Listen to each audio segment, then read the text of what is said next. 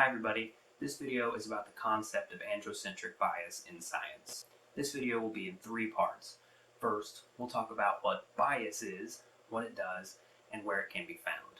Second, I'll tell you about androcentrism and how it got into science.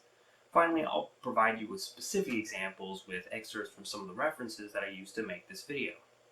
Throughout our time together, I will be quoting the highly influential paleontologist, evolutionary biologist, historian of science, and author of The Mismeasure of Man, Stephen Jay Gould. Let's start with the basics. A bias is an unjustified tendency to believe that some people, ideas, etc. are better than others that usually results in treating some people or ideas unfairly. Of course, biases exist. In fact, they're everywhere.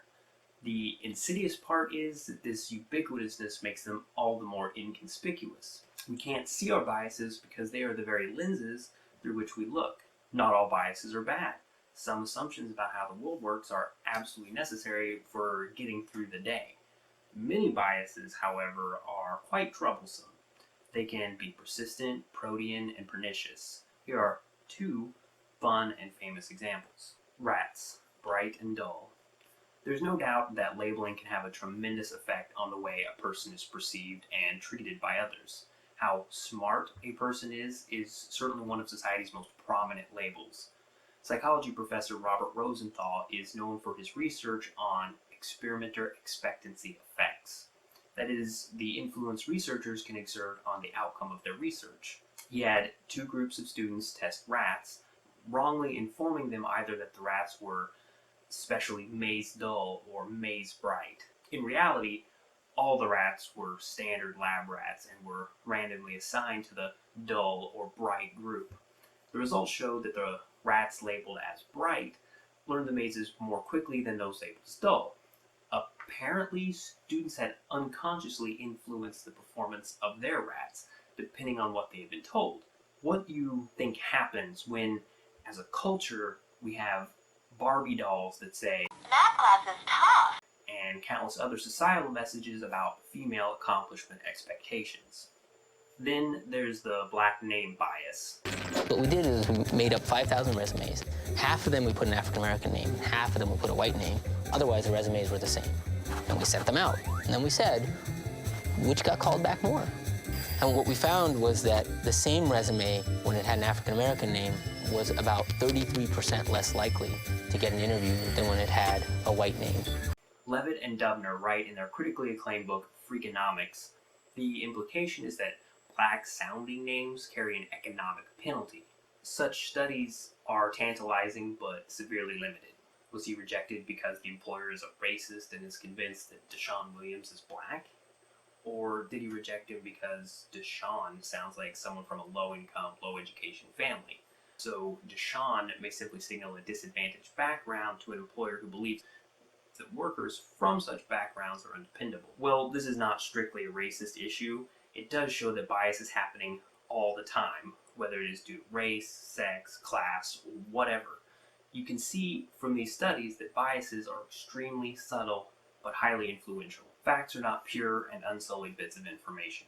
Culture also influences what we see and how we see it. Many questions are formulated by scientists in such a restricted way that any legitimate answer can only validate a social preference. But science's potential as an instrument for identifying the cultural constraints upon it cannot be fully realized until scientists give up the twin myths of objectivity and an inexorable march toward truth. So now we can get to the real point of this video. Let's talk androcentrism and how has it penetrated science. The term androcentrism was introduced in the scientific debate by Charlotte Perkins Gilman in 1911. Androcentrism is understood as a societal fixation on masculinity. Masculinity is considered normative, and all things outside of masculinity are defined as other. It's not just that male and female scientists bring ingrained cultural biases to the workbench. The reality of science is that it's very expensive. Researchers pursue careers in science in order to feed their families. While this is a noble pursuit, it leads to the inevitable economic reality that science is not about the revelation of universal truth, but rather scientific truth is proprietary, trademarked, hoarded, misconstrued, confounded by private interests, and practiced for individual gain in a capitalistic society that values traditional masculine approaches to competition and financial reward. Ever heard of the dinosaur wars? By 1890, the competition had literally become destructive. Their teams began throwing stones at one another when digging in the same territory. Both sides allegedly destroyed important sites with dynamite just to keep them out of the reach of the other. This rivalry, which had once pushed these men to advance science, now drove them to undermine it. It is so paramount that you understand masculinity is a social construct. What relevance, if any, natural biology has on the concept of masculinity is definitely not the issue here, although many scientists and laypersons grossly conflate these ideas, as we will see. Before we go any further, we have to take a long, hard look at the cultural milieu of Western science. If you do a global survey, you'll see that women in virtually all cultures have been subjugated by men. Even if you reject the idea of a modern patriarchy, you can't look at history without acknowledging something very much like a patriarchy has existed almost everywhere at all other times. Indeed, many anti-feminists point to this very fact as evidence of masculine superiority. Ever hear of the Malleus Maleficarum, the witch's hammer? How about the Salem witch trials? I won't waste time on the plain truth, but I mention witchcraft as a particular symbol of female oppression that had a systemic cultural bias at its center. A cultural bias, by the way, that shares its roots in the same soil that gave rise to modern science. In the Middle Ages, through the Renaissance, well into the Enlightenment, this dogmatic, misogynistic, paternalistic worldview was one and the same in science and religion. The modern era in psychology introduced the idea of statistical analysis. This mathematical model brought with it a misleading sense of objective reality, disguising the social prejudices behind the numbers. These numbers fell upon poor women like a sledgehammer, and they were accompanied by commentaries and sarcasms more ferocious than the most misogynist imprecations of certain church fathers. The theologians had asked if woman had a soul. Several centuries later, some scientists were ready to refuse them a human intelligence. Consider, for example, the Theogony of Hesiod. This earliest of Greek poems on the order of things is famously chauvinistic. Humanity starts out in an all-male golden age, where the first woman is Pandora, to whom all of man's sorrows are attributed, rather like Eve in the book of Genesis. Or look at Aristotle, widely considered the grandfather of science, who saw women as subject to men. Aristotle believed that nature ordained not only physical differences between male and female, but mental differences as well. His views on women influenced later Western thinkers. Anyone who denies androcentrism in science also has to deny androcentrism in thousands of years of Western mythology and theology. And, well, you can't. But that's ancient history. Science has outgrown that murky, superstitious past. Yeah, in some ways it has, but there's a gentlemanly fog still hanging in the sciency air. Mathematician and philosopher Bertrand Russell complained just 50 years ago that women were invisible in world affairs. It wasn't so much earlier that scientists such as French psychologist Paul Broca, whose name still adorns the language center of our brains, were suggesting that women could be classed with gorillas in terms of intellect. There are a large number of women whose brains are closer in size to those of gorillas than to the most developed male brains. This inferiority is so obvious that no one can contest it for a moment. Only its degree is worth discussion. We must not forget that women are, on the average, a little less intelligent than men, a difference which we should not exaggerate, but which is nonetheless real. We are therefore permitted to suppose that the relatively small size of the female brain depends in part upon her physical inferiority, and in part upon her intellectual inferiority. Stephen Jay Gould says about this, in 1879, Gustave Le Bon, chief misogynist of Broca's school, used these data to publish what must be the most vicious attack upon women in modern scientific literature. It will take some doing to beat Aristotle. Le Bon was no marginal hate-monger. He was a founder of social psychology and wrote a study of crowd behavior still cited and respected today. Le Bon concluded, psychologists who have studied the intelligence of women, as well as poets and novelists, recognize today that they represent the most inferior forms of human evolution, and they are closer to children and savages than to an adult, civilized man. Without doubt, there exist some distinguished women, very superior to the average man, but they are as exceptional as the birth of any monstrosity. as for example of a gorilla with two heads. Consequently, we may neglect them entirely. The general proposition holds that society follows nature and that social rank reflects innate worth. Think about that. Respected and preeminent scientists considered intelligent women to be something like a two-headed gorilla, and that this natural inferiority accounted for their subjugation. How can you doubt that at least a teensy bit of this misogyny still lingers in academia? We must look at the term science as denoting two separate spheres. In my approach to androcentrism, I take a similar view as Professor Gregory Shrimp in his thought-provoking book on various forms of bias in popular academic writing, The Ancient Mythology of Modern Science. At one extreme in these debates lies the view of science as a type of cultural construct, accompanied sometimes by the claim that this construct is rooted in particular class interests and/or globally hegemonic ambitions. At the other extreme lies a version of science as a progressive, culture-transcending venture that promises final, pan-human validity. I claim neutrality on such issues. The main arguments of my book are not directed towards science at its core. Rather, in focusing on the popularizing of science, I attempt to pick up science at those points at which it starts to become dominantly something else. As anthropologist Alan Dundas put it in Thinking Ahead, in theory one proposes a new hypothesis which one tests in future experiments. But in practice, isn't the hypothesis really a tentative conclusion in disguise? This fact is fairly made by the example of the bright rats, but there's tons and tons and tons of scientific, philosophical, and historical literature on this kind of phenomenon. Your expectations affect your interpretations. Super famous linguist and cognitive scientist Noam Chomsky says in The View Beyond, "It sometimes makes sense to inquire into the relation between ideological commitments and scientific beliefs. Since intellectuals are the ones who write history, it would not be surprising to discover that the version of history presented is self-serving, and indeed it is. Quite typically, intellectuals have been ideological and social managers, serving power or seeking to assume power themselves by taking control of popular movements of which they declare themselves to be the leaders. Generally, this bias is weeded out by peer review. The big problem is, what happens when a majority of your peers share a fundamental cultural bias, such as, androcentrism? Most parliaments in the world today are made up primarily of men. Therefore, there may be some androcentric bias in lawmaking. As of 2011, the global average of women in parliament is 19%.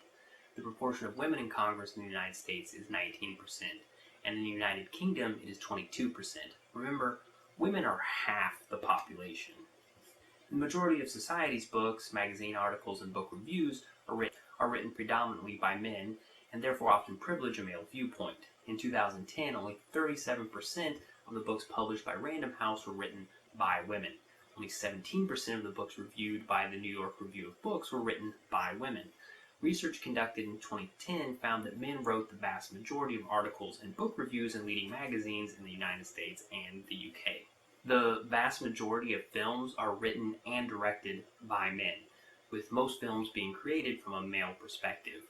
Of the top 250 grossing films in 2007, 82% had all male writers and only 6% had a female director. 70% of all film reviews published in the US are written by men.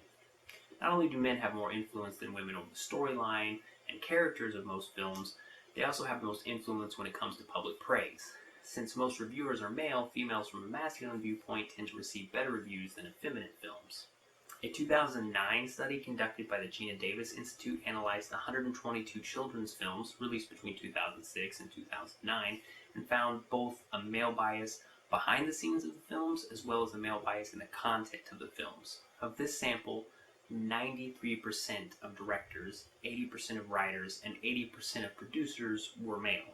Of 400 works in the Museum of Modern Art, only 14 were by women. That's less than 4%. In her chapter entitled Power and Gender Biology, Pulitzer Prize-winning journalist Deborah Bloom asks, "Here's what I want to know. If men and women are equal, divided mainly by a few structural nitpicks in the brain and some invisible hormonal tides, why don't we have equal access to the world?" An important point to remember is that many studies have shown male generic language is not interpreted as truly gender inclusive. Psychological research has shown that in comparison to unbiased terms such as humankind, Masculine terms lead to male-biased mental imagery in the mind of both the listener and the communicator. For example, the walk light that indicates when to cross the road looks the same as the symbol for man on the door of a male restroom. The typical symbol for woman looks quite different. As evolutionary anthropologist Elaine Morgan suggests, if you begin to write a book about man or conceive a theory about man, you cannot avoid using this word. You cannot avoid using a pronoun as a substitute for the word, and you will use the pronoun he as a simple matter of linguistic convenience. It will be a male image, and he will be the hero of the story. Everything and everyone else in the story will relate to him. A very high proportion of the thinking on these topics is androcentric in the same way as pre-Copernican thinking was geocentric. In 2006, 81% of women scientists in academia were concentrated in just 3 disciplines: psychology, social sciences, and the life sciences such as biology. While not even 12% of women academic scientists worked in the physical sciences or engineering. Although almost 50% of high school physics students are female, women earned only 19% of bachelor's degrees in physics and about 19% of general physics doctorates in the 2008-2009 academic year. This preference for masculinity obviously influences the type and outcome of scientific studies. Bear in mind that studies are approved, conducted, and funded by a preponderance of men. Just naming a handful of female scientists misses the point. We're talking about a long-term, systemic enculturation. Cognitive linguist George Lakoff writes in his book, The Political Mind, "We know from cognitive science and neuroscience that such narratives are fixed in the neural circuits of our brains. We know that they can be activated and function unconsciously, automatically as a matter of reflex. So we see ourselves as having only the choices defined by our brain's frames and cultural narratives, and we live out narrative choices made for us by our brains without our conscious awareness." Recall that bit about black name bias? Well, check out this peer-reviewed report published in September by the Proceedings of the National Academy of Sciences that showed science professors in American research universities demonstrated bias against women in hiring. Science faculty from research-intensive universities rated the application materials of a student for a laboratory manager position who was randomly assigned either a male or female name. Faculty participants rated the male applicant as significantly more competent and hireable than the identical female applicant. These participants also selected a higher starting salary and offered more career mentoring to the male applicant. Here are excerpts from a few of the references I used to make this video. These are from published, respected, and readily available sources. Most, if not all of the authors cited are scientists in their own right, many with PhDs, MDs, or both. We've already talked about the influence of ancient philosophy on misogyny, but let's not forget that modern scientific ideas on femininity have their roots in European history. Historian Barbara Tuchman writes in A Distant Mirror about the plight of medieval women and the socially constructed justification of her subjugation. If the lay view of medieval woman was a scold and a shrew, it may be because scolding was her only recourse against subjection to man, a condition codified, like everything else, by Thomas Aquinas. For the good order of the human family, he argued, some have to be governed by others wiser than themselves. Therefore woman, who was more frail as regards both vigor of soul and strength of body, was by nature subject to man, in whom reason predominates. The scientific revolution against the religious doctrine of men like Aquinas didn't really help. That paragon of scientific insight, Charles Darwin, added a completely new, but equally androcentric outlook to patriarchal society. In his seminal work, The Descent of Man, in the chapter Secondary Sexual Characters of Man Continued, he wrote, "Thus, man has ultimately become superior to woman. Man is more powerful in body and mind than woman, and in the savage state he keeps her in a far more abject state of bondage than does the male of any other animal. We may conclude that the greater size, strength, courage, pugnacity, and energy of man, in comparison with woman, were acquired during primeval times, chiefly through the contest of rival males for the possession of the females. The greater intellectual vigor and power of invention in man is probably due to natural selection, combined with the inherited effects of habit, for the most able men will have succeeded best in defending and providing for themselves and for their wives and offspring." Now, how could you possibly defend the accuracy of that statement over one that changed the emphasis. The most able women will have succeeded best in defending and providing for themselves, for their husbands and offspring. Why bother emphasizing maleness? Elaine Morgan sums up the issue in her dissenting book, The Descent of Woman. It might have been expected that when Darwin came along and wrote an entirely different account from Christianity, this assumption of female inferiority would have been eradicated. For Darwin didn't believe she was an afterthought. He believed her origin was at least contemporaneous with man's. It should have led to some kind of breakthrough in the relationship between the sexes. But it didn't. Almost at once, men set about the congenial and fascinating task of working out an entirely new set of reasons why woman was manifestly inferior and irreversibly subordinate. Instead of theology, they used biology and ethology and primatology, but they used them to reach the same conclusions. This is where androcentrism casts the darkest shadow, in the idea that biology dictates social imperatives. Yet, more often than not, social convention determines the conception of biological imperatives. To closely paraphrase Noam Chomsky, it is of no interest to discover a correlation between two traits selected at random, such as gender and IQ, so the interest of the discovery must lie in the social domain. But here, it is clear that the discovery is of interest only to people who believe that each individual must be treated not as what he or she is, but rather as an example of a certain category, racial, sexual, or whatever. To anyone not afflicted with these disorders, it is of zero interest whether the average value of IQ for some category of persons is such and such. Surely people differ in their biologically determined qualities, but discovery of a correlation between some of these qualities is of no scientific interest and of no social significance except to racists, sexists, and the like. For an example of the social effects of these false correlations, neuropsychiatrist Luann Brizendine, MD, writes in her book, The Female Brain, "Males and females have the same average level of intelligence, but the female brain's reality has often been misinterpreted to mean that it is less capable in certain areas, such as math and science. In January 2005, Lawrence Summers, then president of Harvard University, shocked and enraged his colleagues and the public when in a speech to the National Bureau of Economic Research he said, "It does appear that on many, many different human attributes, mathematical ability, scientific ability, there is relatively clear evidence that whatever the difference in means, which can be debated, there is a difference in the standard deviation and variability of a male and a female population.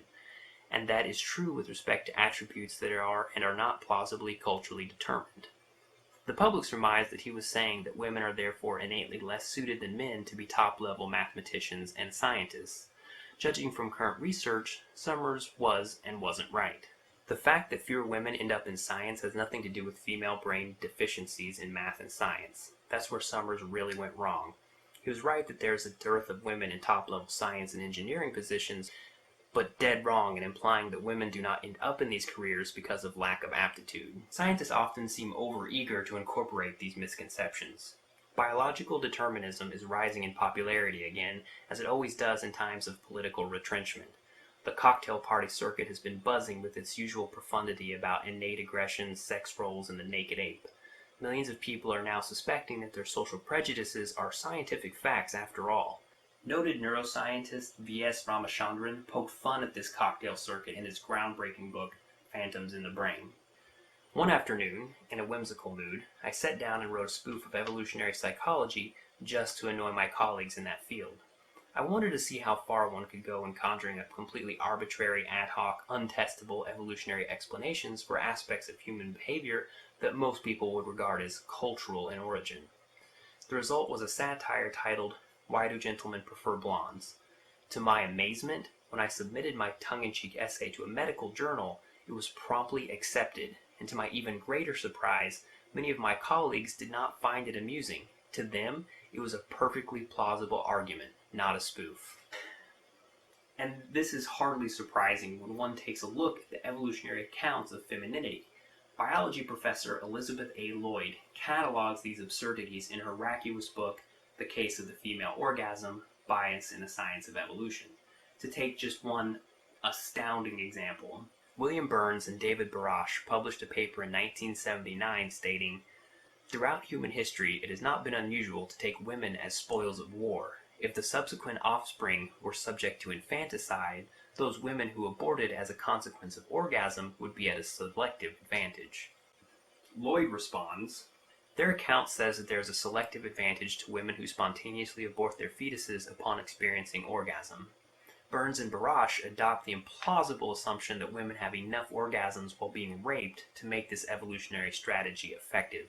It seems that, in order to make their account work, women must have orgasms mostly while being raped by their conquerors.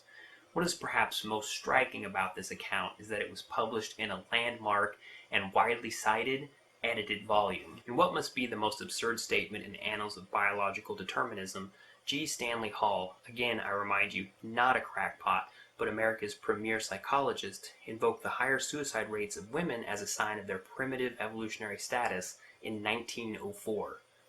This is one expression of a profound psychic difference between the sexes. Woman's body and soul is phyletically older and more primitive, while man is more modern, variable, and less conservative. Women are always inclined to preserve old customs and ways of thinking. Women prefer passive methods, to give themselves up to the power of elemental forces as gravity when they throw themselves from heights or take poison, in which methods of suicide they surpass man. Havelock Ellis thinks drowning is becoming more frequent, and that therein women are becoming more womanly. Deborah Bloom says in Sex on the Brain, "What makes it so politically charged is that the advantages male have traditionally enjoyed allowed them to create a social system which devalued the advantages women have. I think underneath all the conflict over gender differences is a tacit acceptance that male is normal." The male body is seen as normative, and medical research has tended to focus on men, overgeneralizing the results of research to others. My title notes the reality of a truly sexist past that regarded males as standards for humanity, and therefore tended to mismeasure men while ignoring women. For example, baseline data for heart monitors were based on middle-aged white men, causing serious complications for patients who did not fit that description. Until recently, women often were excluded in clinical trials to determine the safety and effectiveness of drugs and other medical devices because it was thought that women's hormonal cycling or other factors peculiar to being female might constitute variables that could skew trial results.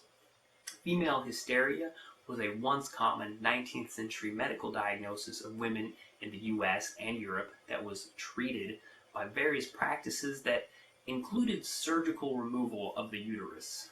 Basically, women who transgressed cultural notions of femininity were suspected of suffering from a medical condition. Science has been used as an effective weapon against women, just as it's been used against a wide array of racial and ethnic groups. The whole Sorry Eugenics episode should warn us against substituting political science for biological science. Laurie Edwards writes in her essay, The Gender Gap in Pain, "Doctors and researchers increasingly understand that there can be striking variations in the way men and women respond to drugs, many of which are tested almost exclusively on males. The Food and Drug Administration announced that it was cutting in half the prescribed dose of Ambien for women who remain drowsy for longer than men after taking the drug." The oft-cited study, The Girl Who Cried Pain, found that women were more likely to have their pain characterized as emotional or psychogenic and therefore not real. Instead of appropriate care for physical pain, this can lead to treatment for mental health issues that might not even exist. Let's look at the case of Carrie Buck in 1927. Carrie was the plaintiff in the United States Supreme Court case Buck v. Bell. She had been legally sterilized under Virginia law for alleged feeble-mindedness. Of course, her feeble-mindedness was determined by severely flawed and biased IQ tests of the time, and on the expert opinion of staff and physicians overtly trained in state and science-sponsored misogyny. What's important for our purposes is to recognize this was not an isolated backwater decision. These ideas, laws, and institutions enjoyed national endorsement and were based on scientific theories put forward by the world's foremost experts. The famed Justice Oliver Wendell Holmes wrote, "The principle that sustains compulsory vaccination is broad enough to cover cutting the fallopian tubes." Today, less than 100 years later, we can spot the obvious incongruities of the situation. But we can't so easily see our own biases. Only a madman, or woman, could harbor the narrow-minded presumption that we have eliminated androcentrism in our own time, against the staggering enormity of gender inequality in nearly all areas of thought, society, and science. Please remember, I am not arguing how or why androcentrism exists, only that it's a fact. Studies have shown that the more you deny the effects of subliminal priming on your mental processes, the more susceptible you probably are. I'm not advocating a new witch hunt against male scientists, only encouraging a healthy skepticism. Skepticism is a wonderful thing. Scientists are skeptical about the physical world. I am skeptical of scientific interpretations. You should be skeptical of me. But you can't use skepticism as an excuse to dismiss information.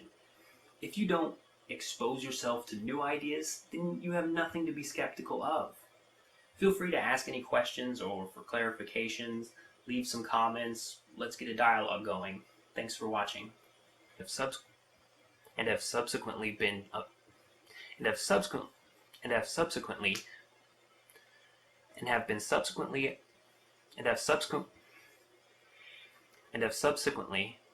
subsequently been augmented, chiefly through the contest of rival